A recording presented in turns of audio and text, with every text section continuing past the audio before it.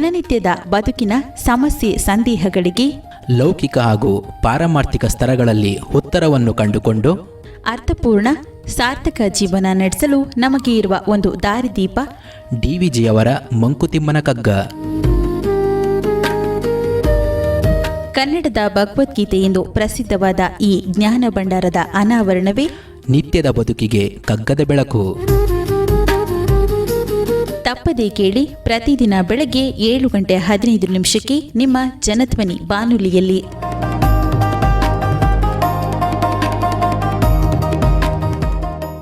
ಆತ್ಮೀಯ ಶ್ರೋತೃಗಳಿಗೆ ನಮಸ್ಕಾರ, ಸುಪ್ರಭಾತ.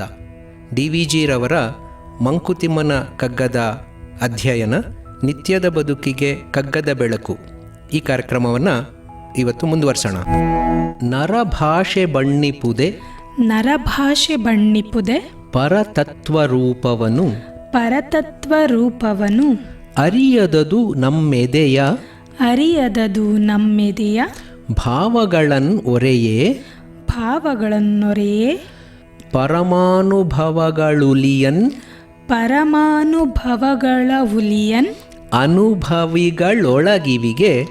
ಅನುಭವಿಗಳೊಳಗಿವಿಗೆ ಒರಟು ಯಾನವೋ ಭಾಷೆ ಮಂಕುತಿಮ್ಮ.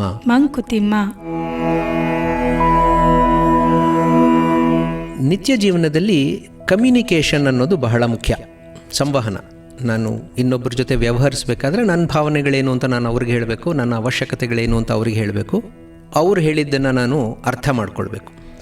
ಇನ್ಫ್ಯಾಕ್ಟ್ ಮನುಷ್ಯನ ವಿಕಾಸವನ್ನು ನಾವು ನೋಡಿದರೆ, ಹ್ಯೂಮನ್ ಎವಲ್ಯೂಷನ್ ಅದನ್ನು ನೋಡಿದರೆ, ಆ ಎವಲ್ಯೂಷನ್ನಿನ ಒಂದು ಅತ್ಯಂತ ಮುಖ್ಯವಾದಂತಹ ಘಟ್ಟ ಅಥವಾ ಅದಕ್ಕೆ ಪೂರಕವಾದಂಥ ಒಂದು ಡೆವಲಪ್ಮೆಂಟ್ ಏನಪ್ಪ ಅಂತಂದರೆ ಅದು ಕಮ್ಯುನಿಕೇಷನ್ ಅಥವಾ ಲ್ಯಾಂಗ್ವೇಜ್ ಸ್ಕಿಲ್ಸ್ ಅಂತ ಹೇಳ್ತಾರೆ. ನಮ್ಮ ಮೆದುಳಿದೆ, ಮೆದುಳಿನಲ್ಲಿ ಮೆದುಳಿನ ಮುಂದಿನ ಭಾಗ ಸೆರೆಬ್ರಮ್ ಅಂತೀವಿ, ಅದರ ಮುಂದಿನ ಭಾಗ ಅಂತ ಹೇಳ್ತೀವಿ, ಅದು ಮನುಷ್ಯರಲ್ಲಿ ಬಹಳ ಚೆನ್ನಾಗಿ ಡೆವಲಪ್ ಆಗಿದೆ ಅಂತ. ಸೊ ಈ ಡೆವಲಪ್ ಆಗಿರುವಂಥ ಮನುಷ್ಯನ ಸೆರಿಬ್ರಲ್ ಕಾರ್ಟೆಕ್ಸಿನ ಒಂದು ಅತ್ಯಂತ ಮುಖ್ಯವಾದಂತಹ ಕ್ರಿಯೆ ಅಂತಂದರೆ ಭಾಷೆ, ಕಮ್ಯುನಿಕೇಷನ್. ಪಕ್ಷಿಗಳು ಕೂಡ ಮಾತಾಡ್ಕೊಳ್ತವೆ ಅಂತ ನಮಗೆ ಗೊತ್ತು.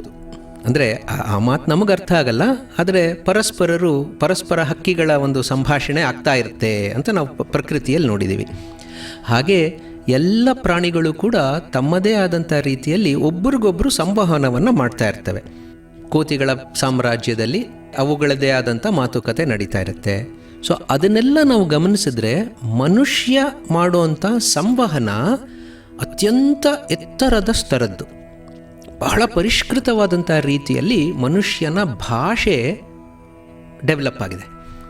ಆ ಡೆವಲಪ್ ಆಗಿರೋದ್ರಿಂದಲೇ ಅದೆಷ್ಟೋ ವಿಚಾರಗಳನ್ನು ಮನುಷ್ಯ ಸಾಧಿಸೋದಕ್ಕೆ ಆಗಿದೆ.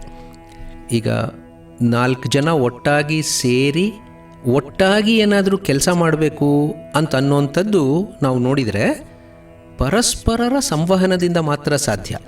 ಅದೆಷ್ಟೋ ಸಾವಿರ ವರ್ಷದ ಹಿಂದೆ ಇದೇನೂ ಇಲ್ಲದೇ ಇದ್ದಾಗ, ಇನ್ನು ಕಾಡಿನಲ್ಲೇ ವಾಸಿಸ್ತಾ ಇದ್ದಂಥ ಸಂದರ್ಭದಲ್ಲಿ ಮನುಷ್ಯ ಇದನ್ನು ತಿಳ್ಕೊಂಡು ಭಾಷೆಯನ್ನು ಬೆಳೆಸ್ಕೊಳ್ತಾ ಬಂದ. ಆ ಭಾಷೆ ಪರಿಷ್ಕೃತವಾಗ್ತಾ ನಾಗರಿಕತೆಯ ಉದ್ಭವವಾಯಿತು. ಒಂದು ಕಡೆ ಉಳ್ಕೊಳ್ಳೋಕೆ ಶುರು ಮಾಡಿದ್ರು. ಈ ಥರದ್ದೆಲ್ಲ ನಾವು ನೋಡ್ತೀವಿ. ಸೊ ಭಾಷೆ ಅನ್ನೋದು ಮನುಷ್ಯನ ಒಂದು ವಿಶೇಷವಾದಂಥ ಶಕ್ತಿ ಅಂತ ನಾವು ನಂಬಿದ್ದೀವಿ. ಅದು ಎಲ್ಲ ವಿಜ್ಞಾನಿಗಳು ಎಲ್ಲ ರೀತಿಯಲ್ಲೂ, ಅಂದರೆ ಅದು ನ್ಯೂರೋಸೈನ್ಸಸ್ ಇರ್ಬೋದು, ಫಿಸಿಯಾಲಜಿ ಇರ್ಬೋದು, ಬೇರೆ ಯಾವುದೇ ವಿಜ್ಞಾನದ ಆಯಾಮವನ್ನು ನಾವು ತೊಗೊಂಡ್ರೂ ಕೂಡ ಭಾಷೆ ಬಹಳ ಮುಖ್ಯ ಅಂತ ನಾವು ಹೇಳ್ತೀವಿ. ಈ ಥರ ಬಹಳ ಚೆನ್ನಾಗಿ ಡೆವಲಪ್ ಆಗಿರೋಂಥ ಭಾಷೆ ಎಲ್ಲವನ್ನೂ ವರ್ಣಿಸೋದಕ್ಕೆ ಸಾಧ್ಯ ಇದೆಯಾ? ಅದರಲ್ಲಿ ಅಷ್ಟು ಶಕ್ತಿ ಇದೆಯಾ ಅನ್ನೋದನ್ನು ನಾವು ನೋಡಿದರೆ ಇಲ್ವಂತೆ. ಭಾಷೆಗೆ ಕೆಲವು ವಿಷಯಗಳನ್ನು ವರ್ಣಿಸೋದಕ್ಕೆ ಸಾಧ್ಯನೇ ಇಲ್ಲ. ಅಂತಹ ಒಂದು ಶಕ್ತಿ ಪರತತ್ವ ರೂಪ. ಇದುವರೆಗೂ ನಾವು ನೋಡಿರೋಂಥ ಕಗ್ಗದ ಎಲ್ಲ ಮುಕ್ತಕಗಳಲ್ಲಿ ಡಿವಿಜಿಯವರು ಮತ್ತೆ ಮತ್ತೆ ಹೇಳ್ತಾ ಇರೋವಂಥದ್ದೇನು, ಎಲ್ಲ ಕಡೆ ದೇವರಿದ್ದಾರೆ, ದೇವರು ವ್ಯಕ್ತವಾದಂಥ ಜಗತ್ತಿನಲ್ಲಿದ್ದಾರೆ, ಅವ್ಯಕ್ತವಾದಂಥ ಭಾವನೆಗಳಲ್ಲಿದ್ದಾರೆ. ಸೊ ಹೀಗೆಲ್ಲ ಹೇಳ್ತಾ ಇದ್ದಾರೆ.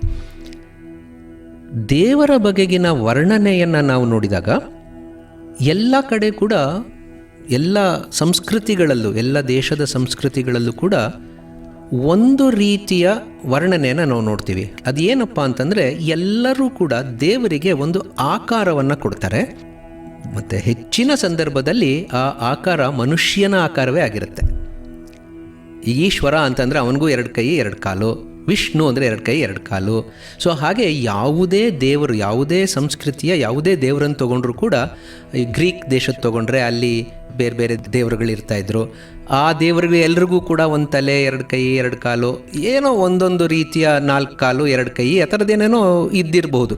ಆದರೆ ಹೆಚ್ಚಾಗಿ ಮನುಷ್ಯನ ರೂಪವನ್ನೇ ದೇವರಿಗೂ ಕೂಡ ಕೊಡೋವಂಥ ಒಂದು ಪರಿಪಾಠ ನಡೆದು ಬಂದಿದೆ. ಅದು ಯಾಕೆ?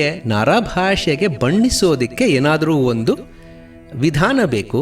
ತಾನು ನೋಡಿದಂಥದ್ದನ್ನು ಮಾತ್ರ ಬಣ್ಣಿಸಬಲ್ಲ. ಪರತತ್ವ, ಇದೆಲ್ಲದಕ್ಕೂ ಮೀರಿದಂತಹ ಒಂದು ತತ್ವ ಇದೆ.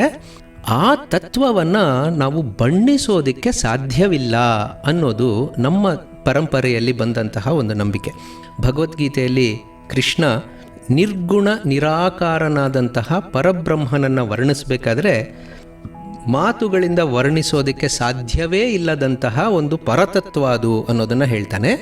ಅದು ನಮ್ಮ ಎಲ್ಲ ಉಪನಿಷತ್ತುಗಳಲ್ಲಿ ತುಂಬಿರೋಂಥ ಸಾರ ಸರ್ವಸ್ವ. ಅದು ಯಾಕೆ ಹಾಗೆ ಅಂತಂದರೆ, ಭಾಷೆ ತಾನೇನು ಕಾಣುತ್ತೋ, ತಾನೇನು ಕೇಳಿಸ್ಕೊಳ್ಳುತ್ತೋ ಅದರ ಆಧಾರದ ಮೇಲೆ ಕೆಲವು ಶಬ್ದಗಳನ್ನು ಉಪಯೋಗಿಸ್ಕೊಂಡು ಮಾಡುವಂಥ ಒಂದು ಸಂವಹನ. ನಾವು ಈ ಹಿಂದಿನ ಮುಕ್ತಕದಲ್ಲೇ ನೋಡಿದ್ವಿ, ಒಳಗೆ ಅಂತರಂಗದಲ್ಲಿ ಬರೋಂಥ ಭಾವನೆಗಳನ್ನು ನಾವು ಅಳಿಯೋದಕ್ಕಾಗಲ್ಲ. ಅಳಿಯೋದಕ್ಕೆ ಯಾವುದು ಆಗಲ್ವೋ ಅದಕ್ಕೆ ಭಾಷೆಯ ಒಂದು ವ್ಯಕ್ತ ರೂಪವನ್ನು ನಾವು ಕೊಡೋದಕ್ಕೂ ಸಾಧ್ಯ ಆಗಲ್ಲ. ಅದನ್ನು ಇಲ್ಲಿ ಡಿ ವಿ ಜಿಯವರು ಬಹಳ ಚೆನ್ನಾಗಿ ಹೇಳ್ತಾ ಇದ್ದಾರೆ. ನಮ್ಗೆ ಹಶುವಾಯ್ತಾ, ನಾವು ಸುಲಭವಾಗಿ ಹೇಳ್ತೀವಿ. ಏನೋ ಒಂದು ಡೇಂಜರ್ ಇದೆ, ಒಂದು ಅಪಾಯ ಇದೆ ಅಂತಂದರೆ ಅದನ್ನು ನಾವು ಹೇಳೋದಕ್ಕೆ ಸಾಧ್ಯ ಆಗುತ್ತೆ. ಯಾಕೆ? ಇವೆಲ್ಲವೂ ಕೂಡ ಕಮ್ಯುನಿಕೇಷನ್ ಬೆಳೆದು ಬಂದಿರೋಂಥ ರೀತಿ. ಇದು ನಿತ್ಯ ಜೀವನಕ್ಕೆ ನಮ್ಗೆ ಅಗತ್ಯ. ಹಾಗಾಗಿ ನಾವು ಇದನ್ನು ಬೆಳೆಸ್ತಾ ಬಂದಿದ್ದೀವಿ. ಯಾವುದು ಇದಕ್ಕೆ ದಾಟಿದಂಥ ವಿಚಾರಗಳಿದೆಯೋ ಅದಕ್ಕೆ ನಮ್ಮ ಭಾಷೆ ಸಾಧ್ಯ ಆಗಲ್ಲ ಹೇಳೋದಕ್ಕೆ. ಕುವೆಂಪು ಅವರ ಒಂದು ಪ್ರಸಿದ್ಧವಾದಂಥ ಕವನ ಇದೆ, ಹಾಡು ಹಳೆಯದಾದರೇನು ಭಾವನವ ನವೀನ. ಸೊ ಯಾವ ಪದವನ್ನು ನಾವು ಹೇಳ್ತಾ ಇದ್ದೀವೋ ಆ ಪದಕ್ಕೆ ಭಾವ ಅರ್ಥ ಕೊಡ್ತಾ ಬರುತ್ತೆ ಅಂತ. ಅದೇ ಪದ ಇರ್ಬೋದು, ಅದೇ ಹಾಡಿರ್ಬೋದು. ಆದರೆ ಈಗ ನಾನು ಇದನ್ನು ಹೇಳಬೇಕಾದ್ರೆ ಹೊಸ ಭಾವದಿಂದ ಹೇಳ್ತಾ ಇದ್ದೀನಿ. ಹಾಗಾಗಿ ಭಾವ ಮುಖ್ಯ. ಎದೆಯ ಭಾವ ಹೊಮ್ಮುವುದಕ್ಕೆ ಭಾಷೆ ಒರಟು ಯಾನ ಅಂತ ಹೇಳ್ತಾರೆ ಕುವೆಂಪು ಅವರು. ಹಾಗೆ ಇಲ್ಲೂ ಕೂಡ ಡಿ ವಿ ಜಿಯವರು ಹೇಳ್ತಾ ಇದ್ದಾರೆ, ನಮ್ಮ ಅಂತರಂಗದ ಅನುಭವಗಳನ್ನು ಒಂದು ಮಿತಿಯವರೆಗೆ ಭಾಷೆ ವರ್ಣನೆ ಮಾಡಬಹುದು. ಆದರೆ ಪರಮಾನುಭವಗಳನ್ನು ನಾವು ವರ್ಣಿಸಬೇಕಾದ್ರೆ ಭಾಷೆ ಒರಟು ಯಾನ.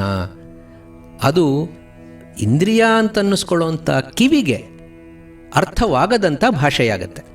ಕನ್ನಡದಲ್ಲೋ ಇಂಗ್ಲೀಷ್ನಲ್ಲೋ ಅದು ಯಾವುದೋ ಒಂದು ನಾವು ಹೆಸರು ಕೊಟ್ಟಿರುವಂಥ ಭಾಷೆಯ ಪದಗಳನ್ನು ನಾನು ಉಪಯೋಗಿಸಿ ಹೇಳಿದಾಗ ಇಂದ್ರಿಯವಾದಂತಹ ಕಿವಿ ಕೇಳಿಸ್ಕೊಳ್ಳುತ್ತೆ. ಅದನ್ನು ಅರ್ಥ ಮಾಡ್ಕೊಳ್ಳೋ ಶಕ್ತಿ ಇರುವಂಥ ಬುದ್ಧಿಗೆ, ಮನಸ್ಸಿಗೆ ಅದು ಅರ್ಥವಾಗುತ್ತೆ. ಆದರೆ ಅದಕ್ಕೆ ಬಾಹ್ಯವಾದಂಥದ್ದನ್ನು ಅರ್ಥ ಮಾಡ್ಕೊಳ್ಳೋದಕ್ಕೆ ಮತ್ತು ಹೇಳೋದಕ್ಕೆ ಭಾಷೆ ಅಷ್ಟು ಸುಲಭವಾಗಲ್ಲ. ನಾವು ಕೆಲವು ಸಂದರ್ಭಗಳಿರುತ್ತೆ, ನಮಗೆ ಬಹಳ ಸಂತೋಷ ಆಗೋಯ್ತು ಅಂತ ಅನ್ನೋಣ, ಬಹಳ ಆಶ್ಚರ್ಯ ಆಗೋಯ್ತು ಅಂತ ಅನ್ನೋಣ. ಆಗ ಒಂದು ಪದವನ್ನು ನಾವು ಬಳಸ್ತೀವಿ, ಮೂಕ ವಿಸ್ಮಿತನಾದೆ ಅಂತ. ಎಂತಹ ವಿಸ್ಮಯ, ಎಷ್ಟು ವಿಸ್ಮಯ ಆಯಿತು, ಎಂತಹ ಒಂದು ಭಾವಸ್ಫುರಣೆ ಆಯಿತು ಒಳಗೆಯಿಂದ. ಮೂಕನಾದೆ ನಾನು, ಮಾತೇ ಹೊರಡಲಿಲ್ಲ. ಅದು ಯಾವ ಉತ್ತುಂಗ ಭಾವ ಶಿಖರಕ್ಕೆ ನಾವು ಹೋದರೂ ಕೂಡ ಅದನ್ನು ನಾವು ಅನುಭವಿಸ್ತೀವಿ. ಬಹಳ ಭಯ ಆಗೋಯ್ತಪ್ಪ, ಆಗಲೂ ಕೂಡ ಭಯದಿಂದ ನಮ್ಮ ಮಾತೇ ಹೊರಡಲ್ಲ ಅಂತ ಹೇಳ್ತೀವಿ. ಸೊ ಬಹಳ ಸಂತೋಷ ಆಗೋಯ್ತು, ಬಹಳ ದುಃಖ ಆಗೋಯ್ತು, ಬಹಳ ಆಶ್ಚರ್ಯ ಆಯಿತು. ಸೊ ಆ ಥರ ಪರಮ ಅನುಭವಗಳನ್ನು ನಾವು ಅನುಭವಿಸುವಂಥ ಸನ್ನಿವೇಶಗಳಲ್ಲಿ ನಾವು ಮೂಕರಾಗ್ತೀವಿ. ಯಾಕೆ? ನಮ್ಮ ಭಾಷೆ ಆ ಒಂದು ಪರಮಾನುಭವವನ್ನು ವರ್ಣಿಸೋದಕ್ಕೆ ಸಾಧ್ಯವಿಲ್ಲದಂತಹ ಒಂದು ಸಾಧನ. ಅದು ಅನುಭವವೇದ್ಯವಾಗಬೇಕೇ ಹೊರತು ಮಾತಿನಿಂದ ಹೇಳೋದಕ್ಕೆ ಸಾಧ್ಯವಿಲ್ಲ.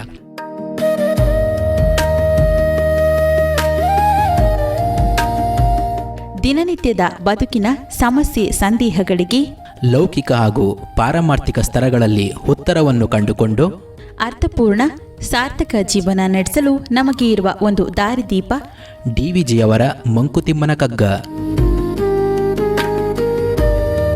ಕನ್ನಡದ ಭಗವದ್ಗೀತೆ ಎಂದು ಪ್ರಸಿದ್ಧವಾದ ಈ ಜ್ಞಾನ ಭಂಡಾರದ ಅನಾವರಣವೇ ನಿತ್ಯದ ಬದುಕಿಗೆ ಕಗ್ಗದ ಬೆಳಕು. ತಪ್ಪದೇ ಕೇಳಿ ಪ್ರತಿದಿನ ಬೆಳಗ್ಗೆ 7:15 ನಿಮ್ಮ ಜನಧ್ವನಿ ಬಾನುಲಿಯಲ್ಲಿ.